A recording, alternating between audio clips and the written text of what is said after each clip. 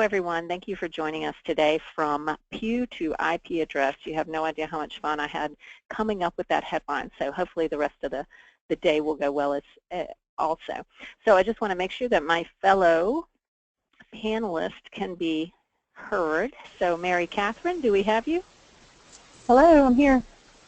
All right, very good. Well, let me introduce Mary Catherine Hinds, National Community Event Strategist with Church World Service, who has graciously agreed to walk us through the campaign that we're doing with her. And also with us today we have Chris Scavo with Informz, who is a digital marketing strategist, and he will explain his role at Informz and indeed what the tool is as we progress today. So I see people still joining, but we are right at 2:01, so we're going to go ahead and jump in. So today what we're going to talk about is the crop hunger walk, and we'll let you guys know what it is, where it came from, how it works. We're going to talk about a psychological principle that is driving the strategy that we're describing today, and then Chris is going to help us understand the technological tool that supports the strategy, and then we'll show you the actual campaign that we did and the results that we've gained from that campaign. And Chris, you can hear us, right? I can, yes. Okay, good, good, good. All right, excellent. So, Mary Catherine, if I could get you to talk to us a little bit about the Crop Hunger Walk and where it came from, that would be great. Sure.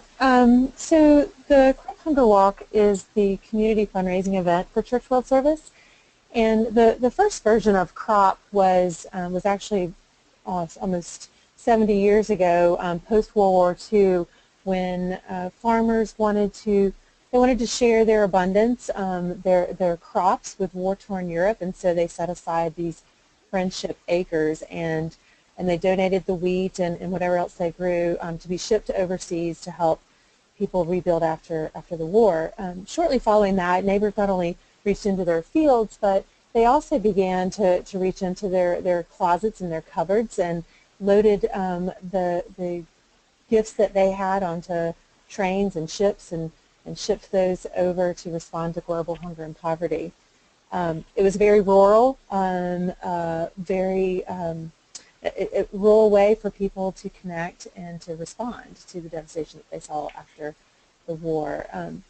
As compassion grew and spread into urban areas and beyond just the Christian tradition, people wanted to find other ways to participate, to raise money, and so we also looked as an organization at how can we respond to hunger and poverty that's a more just and sustainable way than spending all the money and the environmental impact of shipping food overseas.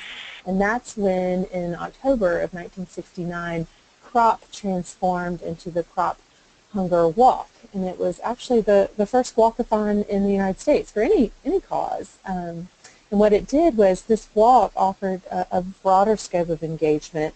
It was no longer just for farmers, but now anyone could participate, young, old, any ability in any city could take steps to end hunger. I guess I should have shared that CROP, the original acronym, stood for Christian Rural Overseas Program. Now we continue to maintain that acronym, but it means much more. We're not just Christian anymore, we're interfaith. We're not just rural, we're urban, and we're not just overseas, but we also have a local component for our Crop Hunger Walk, helping hunger fighting agencies here in the United States. So the Crop Hunger Walk has grown from that first walk in 1969 to this year we had about we've been averaging the last couple of years about 115 to 120,000 walkers across the United States. That's great. And you know, I told the fellow panelists that it's not fun until you screw up, and of course I did. This is who you're talking to today. I want to let you get a look at everybody. Okay, now that we're having fun, back to the story. All right, Mary Catherine, can you tell us a little bit about some of the challenges that you faced as you've tried to bring technology into this market and into your effort? Well, sure. About a year and a half ago, we restructured our staffing to better develop and fulfill our mission. And what we did is we went from a regional office to a national team so that we could help set a national strategy, but also be better able to enforce the implementation of those strategies. Because you see, for about 50 years, Crop Hunger Walk has been intensely grassroots and very heavily driven by volunteers to plan our events, which is great, it's wonderful, but it also brings some baggage when we want to implement change, in particular change with technology. But before I mention that, one thing we wanted to do was really change how we did recognition, or actually not even change, but to do recognition. We've never had a real national strategy for recognizing our fundraisers and our team captains. There was some soft recognition in the field. You know, we'd have some committees who did it, some volunteers, but no real overarching strategy. We were so volunteer driven that it was like playing telephone. We'd have a thank you from our CEO, but it had to go through our regional staff and then to a volunteer coordinator, down to the team captain, and then to the walker. It was, and if it even made it that far. In fact, I was at a meeting once several years ago, and the coordinator said, "Oh, I have these certificates of appreciation. Does anybody want one?" And, you know, like, that's not how we want to be recognizing folks.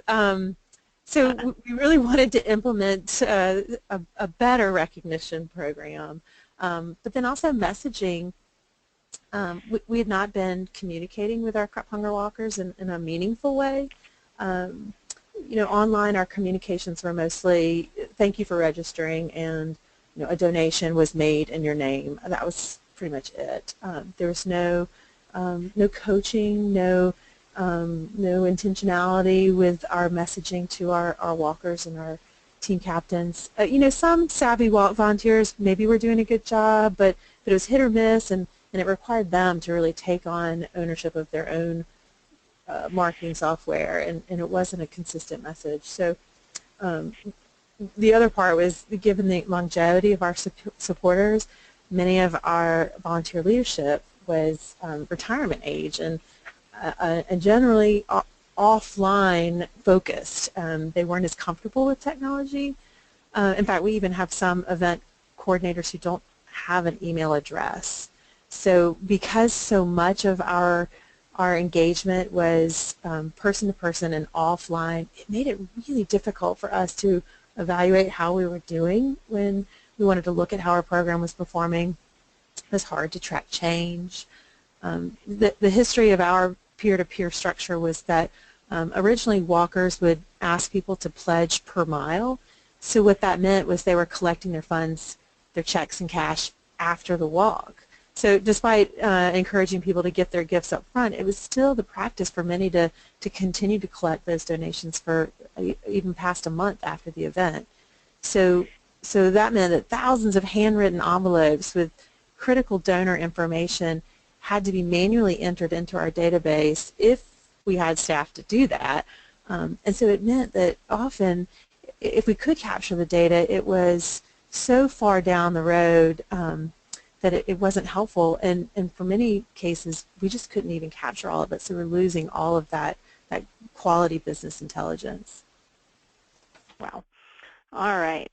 And you also shared with me that the church itself sometimes was an issue. Right. I mean, we are a faith-based organization transforming communities, and while we have some schools and businesses that are teams, the vast majority of our participants are from a congregational setting, and there's some real peculiarities to that religious marketplace. One of the problems that we had was that so often the structure was that the church was the team, and we couldn't get them to think beyond the church, or even to think multiple teams within the church. You know, we get them to think, well, you could have the youth and the choir and the adults all have separate teams. It was very much we walk with our church, and we just ask within our church. It was a little more difficult to expand. And then you also shared with me that you know, sometimes it was just about the church. Right. You know, so many of our walkers only asked the members of their faith community to sponsor them, and that was typically saying, can you give me cash or a check? And what we wanted to do is really push people to think, beyond the pew and outside the church walls to look not only for sponsors from their neighbors and their family that live in other places, but also teammates. You know, everyone knows that church membership is on the decline nationally, and so if the bread and butter of our teams were coming from the church community, we had to find ways to help them reach beyond the checkbooks in the pew and to make it easier for participants to reach out to their neighbors and friends scattered across the United States. So that's why we looked for a more user-friendly platform and a way to make it easier for them to use email to reach out. Very nice. And then lastly, the barrier of technology. I know you had and have an older audience. Tell us how that works out.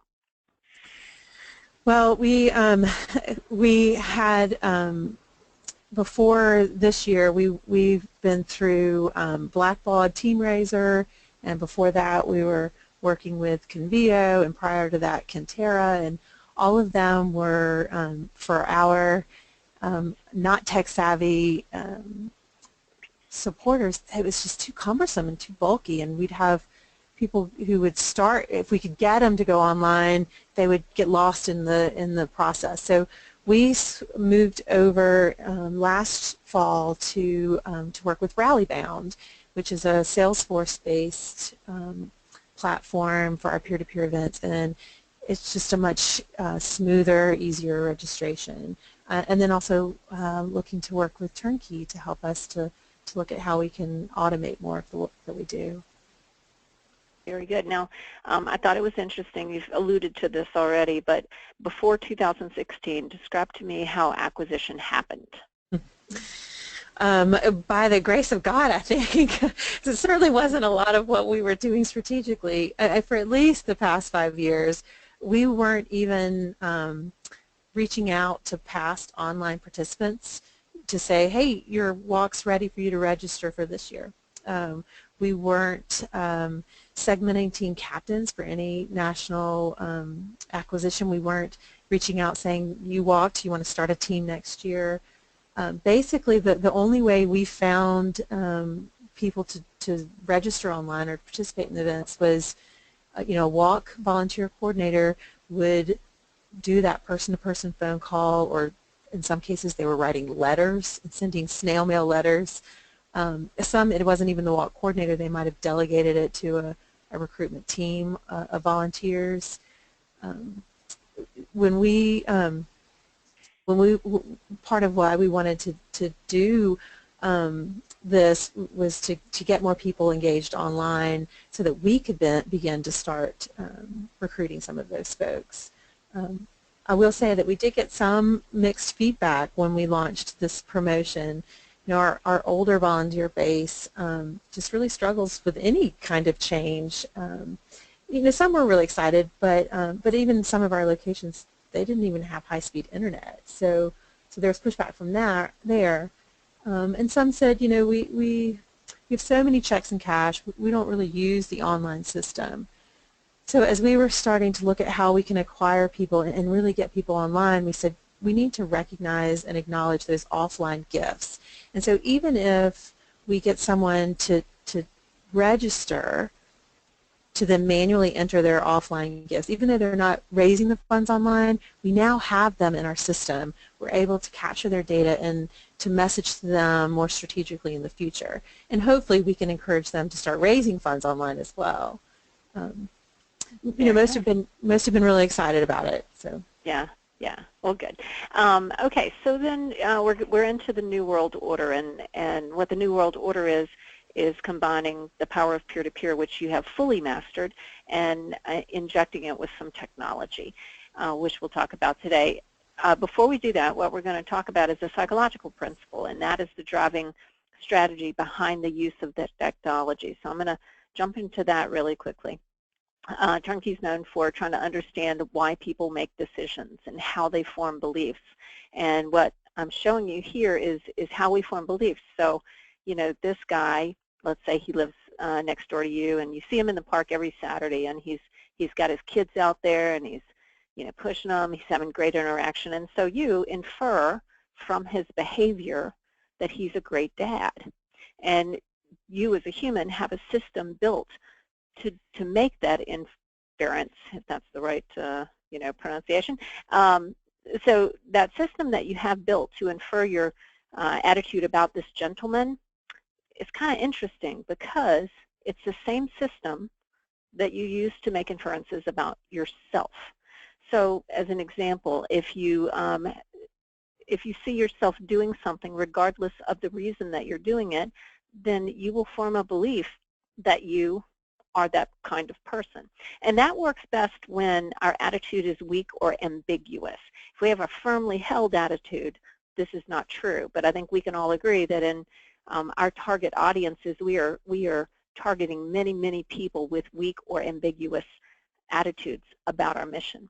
So it feels different when you look at yourself and your own behavior and you make an inference versus looking at someone else and doing it. And why does it feel different when it is the same psychological system? It feels differently because you know about yourself. You know your history and your emotions and all that. It makes it feel different, but it is in fact the same system. We get people to perform that first behavior to do what psychologists call the foot in the door technique. That's what we're doing. So we're using, in this case, technology to gain a behavior in order to get our foot in the door and get you to infer something about your own belief if you're one of our targets. The best proof of that is this. People didn't dump ice water on their heads because they knew about Lou Gehrig's disease or because they had an attachment to ALS. Their attitudes were ambiguous about the mission or that organization. They were having fun. That's why they did it. And getting them to perform one behavior like dumping ice water on their heads led them to have a favorable attitude shift. They saw themselves as ALS supporters to some degree after having done that. And the way that we measured that attitude shift was in millions of dollars. So even though this seems counterintuitive, well-documented research, social science is all over this, behavior leads to belief as opposed to belief leading to behavior. And most of the marketing people are going, get out, please. But that is the way the human mind works. So how do we take that idea that behavior will lead to belief, and how do we execute it in a way that's achievable, that's doable? And what we did is we turned to Informz. At Turnkey, we use a lot of tools, and some of those tools we developed in-house to deliver email messaging responsively. Some platforms are out there like Informz, and then we'll use, for example, the functionality within Rallybound or within TeamRaiser. Both are great products to respond behaviorally to our participants.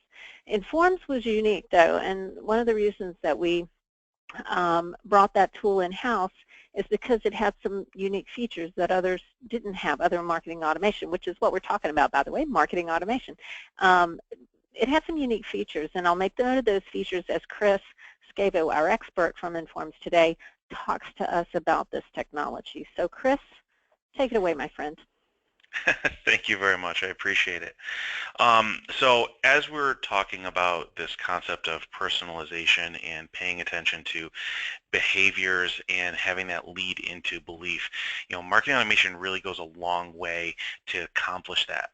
And the way I like to think about it is, if you're thinking about your audience and you have an audience that has tremendously different needs, they're coming to you for different reasons, and you're not necessarily 100% sure what those reasons are. So you're going to be tempted to serve up your content sort of like a buffet.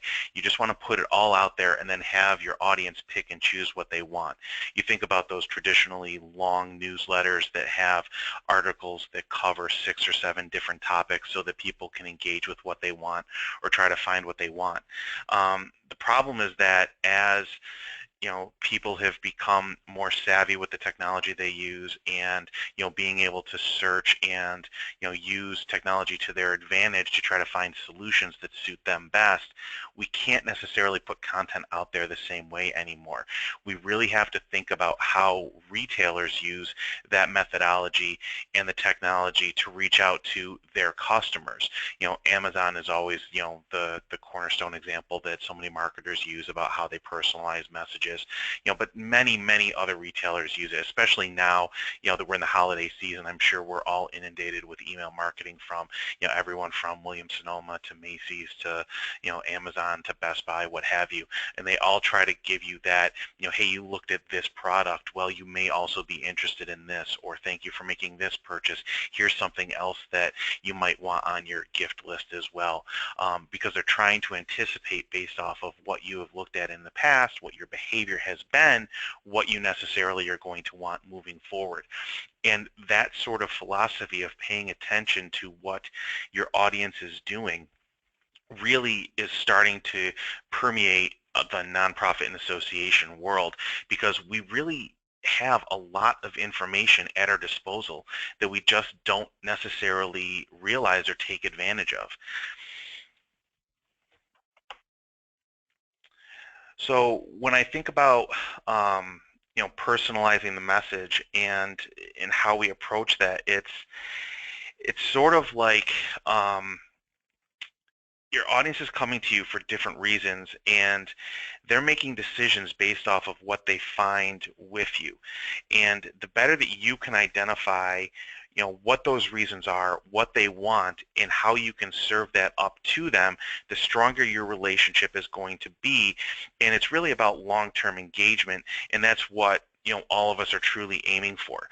And the great thing is that one of the keys to all of this is data, and we've gotten so strong at data segmentation and being able to split lists apart based off of data points, but that's not necessarily the end. As we start to get more savvy with our marketing efforts, we need to pay attention to not just those data points, which we'll affectionately call head data, but the heart data as well. What are their needs? What are their wants? What motivates them to take certain actions? Why did they register for the event? Those types of beliefs and those types of thoughts inside of each individual, that's the part that really is going to get you to understand your audience in a much deeper way. And automated campaigns are really going to allow you to do that by identifying the audience behavior and that they are doing on your website with the content that you're putting out there with your emails, and then leveraging that technology to customize the follow-up. And we'll have a couple of examples of that later on, especially with Church World Services campaign. And as this starts to reinforce, yeah, go ahead. Go ahead. Well, one thing please. I wanted to note is that our platform providers have done a wonderful job of letting us react responsively to the data points that exist within the platforms. The limitation is only the expertise of the user, I believe, in terms of what the platforms can put out. But the black hole has been acquisition before we know a lot about you. The only people we know a lot about when we're doing acquisition are the people who registered last year or the year before. But the people who are on our cold list, or maybe who donated through a peer-to-peer fundraiser, we don't know anything about them. So what Chris is describing is a way to create business intelligence to which we can react and get them off the buffet and get them even the sushi that they want through the use of the technology. Absolutely. Yeah, and it's really about choosing, what you want to respond to and how you want to respond to it. So you think about, all of the pieces of information that you have on your website or within your email marketing or within your social posts, what have you. Did they click on a specific link within an email? Did they watch a video on your website? Did they look at certain content on your website underneath a certain subject matter? Did they share something on social? But the important piece here is so many of us focus on the engagement that we're getting and use that to define behavior. But when it comes to marketing automation and some of the ways that we're starting to market, within this space, it's the inaction that subscribers or that our audience is taking that is just as important to pay attention to. You know, if they didn't open, why? Was the friendly from not recognizable? Was the subject line something that didn't resonate with them? Am I just getting to them at the wrong time or on the wrong platform?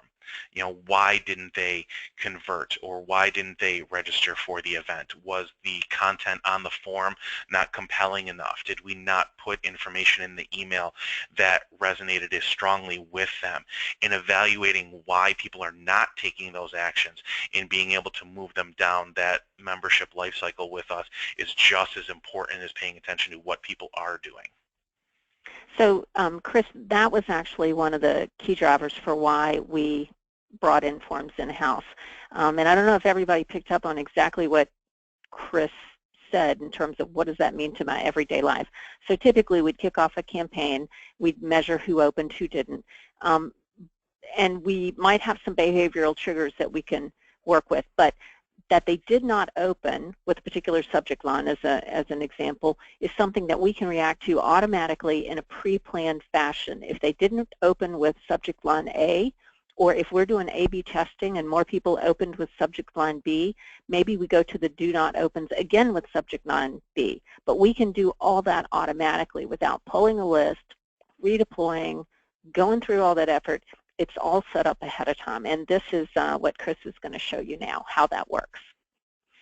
Yeah, so here we have a sample campaign based on one of our most successful case studies, and this client noticed that this one was focused specifically on membership, and they noticed that their membership was stagnant, meaning that they were getting new members in, but they were losing them essentially at the same rate. They weren't able to retain those members. So what they did was they devised this campaign that was designed specifically to win back those lapsed members. They customized all of their content to target those members that had gone 30 or 60 days past due for their membership and hadn't renewed. The campaign as a whole, it didn't really run long, but they used this automated campaign technology to flow people through based on whether or not they opened, and then whether or not the transaction was completed. So if they did renew their membership after that first email, then they were sent to a welcome back campaign, really nurturing them along, showing them some love, you know, saying, hey, we're so thrilled to have you back. Here are some of the new things we have going on, you know, that sort of thing. But if they didn't open, or if they didn't complete the transaction, they're customizing the response. So if I didn't open that first email, well, they're looking at why that might not have happened. So they're changing up a subject line. If they did open but they didn't convert, they're looking at the content and saying, well, what can we do to resonate more strongly with that audience, and sending a slightly different version of that second win-back letter with some different content there. By going through this type of a campaign, oh, go ahead. Well, I wanted you to call out the notify marketing team, and make sure you hit that, because imagine folks on the phone, notify event specialist instead of that. Go ahead. Yeah, sure. So by going through this campaign, what they were able to do is personalize that follow-up and pay attention to the behavior of their audience. But not only that, as was just alluded to, they built in this notify step as well, which was great because not only were they staying engaged with their members by looking at how they're engaging with the content, but they were able to keep their team engaged with the content as well by saying anybody that did not renew or did not engage or did not get to the conversion that they were looking for, we're going to send an email to the event team or the marketing team and say, hey, these people did not renew their membership, or they did not register for the event. Maybe we want to reach out to them in a more personalized way. So you look at how involved, you know, this campaign was from a conceptual standpoint, and within the first 45 days they won back over 800 members, which is incredible response for something that, you know, when you look at it, is not tremendously complicated. You know, you're personalizing your follow-up, you're keeping your team engaged, you know, you're sending content that resonates with your audience, that's relevant to what they need, and you know, they saw tremendous success for it, and that's exactly what, you know, automated campaigns and marketing automation technology really brings to the table. It's a beautiful thing. I mean, I think the audience can imagine, what if, you know, was a transaction completed? Maybe did I register the team captain? And if I didn't, and I was a fundraising team captain from last year, an email goes to the field event person to reach out to me. So that's the kind of even semi-automation of management, human resource management, that this kind of system can make happen.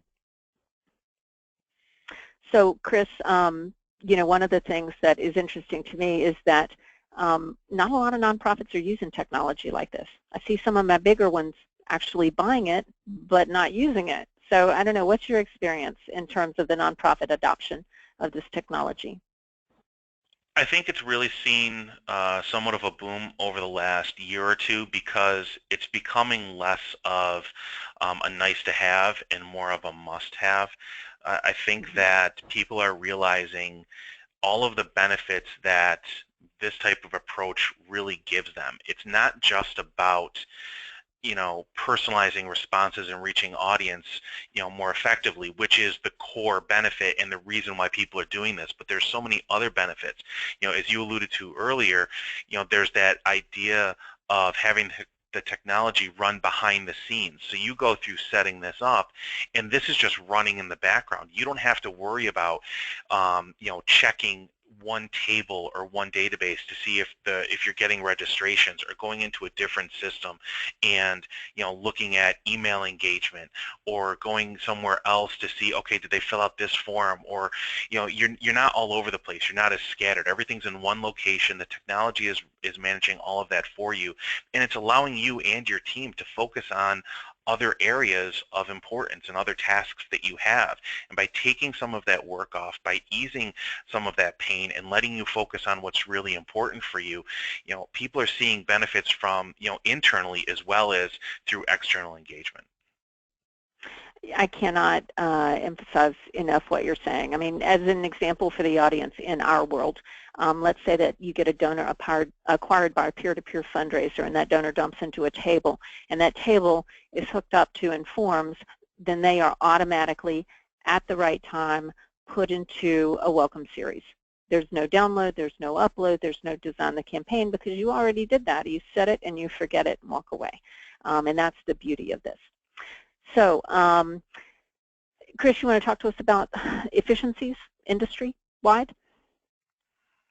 Sure. So, you know, as we see here, this is a really, you know, fantastic stat about increasing your open rates and getting higher click-throughs, you know, than those business as usual marketing messages. And I think that that really speaks to complacency, and, you know, this is the norm, you know, alluding back to, you know, that, you know, really great slide earlier about this is my pew and it's always been my pew.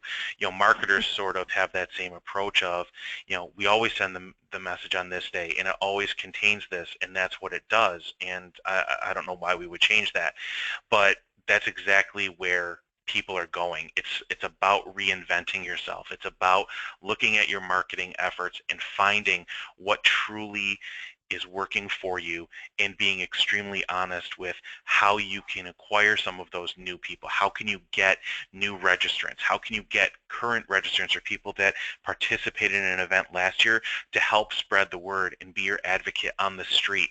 You know, what efforts can you put forth and empower them to be your voice where you can't? And that's exactly what all of this technology does for you. Love it. You know, I've had clients ask me to show them our schedule so that they can schedule other emails around our schedule, and I tell them I can only show you the first drop, and after that everybody's on their own marketing campaign or on their own marketing calendar, and they decided what it would be for themselves as consumers of information. So it's such a different world. And then I think this also is incredibly relevant. You know, we know from our friends at Blackbaud and Donor Drive and Rallybound that sending relevant content is important and effective, because the emails that go out of those platforms, because of that big healthy database that's driving those emails, are opened at a much higher rate than email campaigns drop to a cold list or even to a semi-warm list. We know it because it's relevant. And, you know, that's what we're achieving here, but on the acquisition front, which is, again, the black hole that we're trying to get through. Okay, now we're going to move into Church World Services campaign itself. And what I have here, these are the emails that was in the Church World Service Crop Hunger Walk campaign. And you can see that they're numbered sort of oddly, even though there are 8 messages. They're not 1 through 8, because that would imply that you got them chronologically, but you don't. You get them as you earn them, so to speak, with your behavior. So here is one of the emails from that campaign. The behavior that we're looking for here is registration. If you we'll actually look at the Crop Hunger Walk logic, but I want you to think about, you know, if someone gets this email and they immediately register, what happens to them? So keep that question in your head. Thank you, Mary Catherine. Mary Catherine, you want to, I know you're on mute, so I'll give you a moment. I'll chit-chat just as long as you, okay, now you're probably off mute. You want to talk to us about the survey, and you know, you were part of devising the logic and the strategy behind this. Right. So using the idea of the more information we have about the person, the better we can tailor their messaging. If the first email that you showed didn't engender a registration, then the next part of that flow was that the participant got this email asking them to answer the survey. And the survey asked why they participate. So yeah, so you can see here there were 4 different choices. Then when you submitted your answer to that survey, there was a place then to register. If they didn't register then, there was a follow-up email that they received based on the answer from the survey. So if someone tells us we walked because, well, most of them walked because they had done it in the past with their church, school, or work event. So then the following email to them would be specific to that, would say, when you chose to support the Chicago Crop Hunger Walk through your church, school, or business team, you took a stand to end hunger, blah, blah, blah, please register. So it was a way for us to not just come back with the same message, but to come back with a more tailored, relevant message that spoke to what their passion was. Wonderful. And so this is what it looks like on the user side. Let's look on the back side. And this is what the church world logic looked like for this campaign of those 8 iterations of emails. Chris is going to walk us through this, but I did want to point out one thing, and that is wait time. So one of the challenges with nonprofit in general is bandwidth and expertise in-house. And so, you know, if we all had all the bandwidth, expertise, and budget that we wanted, we would all own this. There would be no reason not to own it, but we don't have those 3 things. So one of the things that Informz allows us to do is serve up this type of campaign a la carte, and sometimes even without an integration. So what you're looking at is this kind of functionality for the cost of a basic email campaign, which is crazy good. And the way that we make that work, I'm going to use as an example, without an integration. We drop that first email, 1A, which said, hey, go register, and then we wait. And that wait time is the time that allows Turnkey to pull a registration report, go into Informz, and clear those registrants from the database, which means those registrants are now picked up by Rallybound and the messaging that's coming out of there, which Turnkey's helping with. But, you know, we don't want to send them through this cycle. They've already said yes, we're good, we're dropping them out. But the people who don't say yes, they move on through the decision points. And Chris, I'm going to get you to talk through this if you don't mind. Yeah, I think you're doing a great job. But yeah, no, that's exactly what this is. And I think wait steps are a really important piece of that puzzle, as you mentioned too, because you have to give people time, you know, to engage with a message. You don't want to just give them 24 hours or you know, a day and a half to engage with a message, because, you know, someone could be on vacation, someone could be out of the office. You don't know why, you know, someone may or may not be, you know, on top of their email. So you need to give people time to engage with your content and let it, you know, breathe, if you will. So that's exactly what we have here at the starting point. We're sending that first email out, and I believe that first wait step was 5 days. And then we're starting to get into, okay, now let's see what's going on here. So as Katrina mentioned, they're pulling out the people that have already registered, but those that haven't, we're going to say, all right, did they open the email? Did they at least read what I sent them? If they didn't, we're going to do a resend of that first email and then move them down a very similar path just along the top of your screen. If they did open but they haven't registered yet, we're going to move them down, and that's the 2A that you see at the bottom of your screen there. And that 2A is really the follow-up, that second email where we see the survey that Mary Catherine spoke to. Along the top, it's the exact same path. We're doing that resend of the first email, then we're checking again to see if they've registered or if they opened. And if they did open but they didn't register, we're sending them that same email that we have at the bottom, but they're just along two different paths based on their initial behavior. But this is really where it gets interesting, because now we have a survey component where we can start to pay attention to some of those motivations. Why are they interested in walking? Why have they done it in the past? Was it because they're just a supporter of Church World Service? Was it because they're supporting a friend or a family member? Have they done it through a school or through their church in the past? Whatever that reason is. And by understanding that motivation, you're able to deepen an emotional connection, because that's at the root of that. That's what this is you're leveraging an emotional connection to a cause. It's not just about hey, give us money for membership. There's a very deep connection for the person that is participating in the walk to why they want to. And by understanding what their motivations are through the survey, Church World Service was able to personalize that follow-up. So this is the same path on the top and the bottom, but they're just saying, okay, within the survey, did they answer number one? If they did, 3A is going to be all about, hey, you've walked in the past at your church, your school, your office, what have you, and here are some of the great reasons why to continue to do that. If they didn't choose one, we're going to check to see if they chose option number 2, and so on and so forth. So Church World Service was able to personalize that follow-up content based on the survey answer, really leveraging their behavior and their belief in the cause to deepen that connection with Church World Service and get them to participate in the event. All right, so you've seen how it works now. You've seen the content. You know about Church World Service Crop Hunger Walk. So let's see what happened with the campaign. Well, maybe you'll see what happens with the campaign. There we go. Okay, so what we've got are each of the iterations of the emails. And so what you'll notice is that at the top, everybody got that. And we got a really nice open rate on that. And then 2A, fewer people got it because you have to qualify for the messages. And you can see, too, the open rate is really good. And you can see as we go down, fewer messages are sent because people are qualifying, keeping in mind, too, that we are clearing registrants as we go. So as the campaign progresses, the body of people gets smaller because we take out everyone who said yes, and we are messaging relevant content, which is continuing, even though, as an example, 600 people got this. These people have already, in some sense, said no to us, but we're still getting a 38% open rate and a 12% click-through. So these are the kinds of statistics that are fairly common with relevant messaging. Now we're going to look from here to the results of the campaign financially for Church World Service.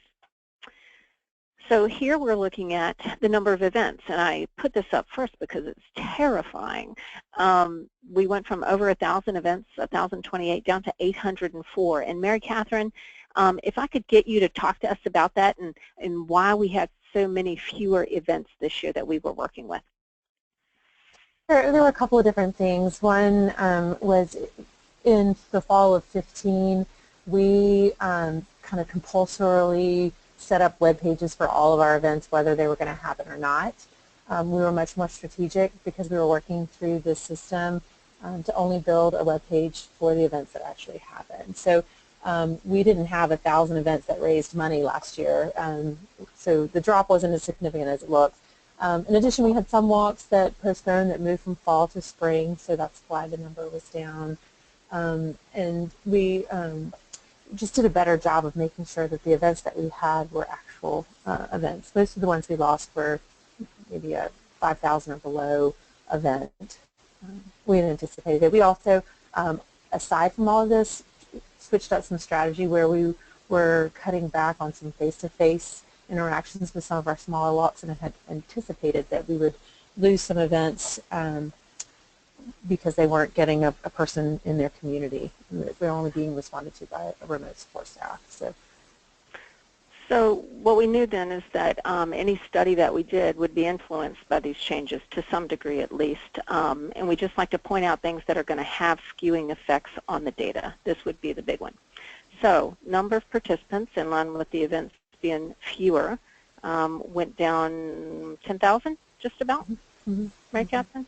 Yes. Yeah. Okay. It's based on preliminary numbers. We're still trying to get full numbers in, but yes. Okay.